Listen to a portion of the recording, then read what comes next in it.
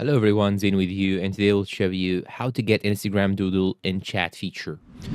Okay, the first thing that you should do is to simply go and open an Instagram application on your phone. Then you want to go and open any DM. Let's say that I will type for Zain Zone 24 right here.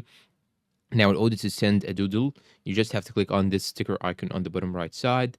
Then you want to type here doodles, just like so. Then you want to pick the doodle that you want to send. I'm going to send this doodle, for example, this hard doodle.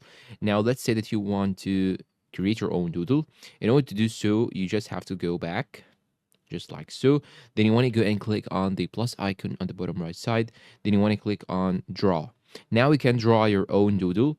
It will open a screen just like so. Now I'm going to type here Zane, for example.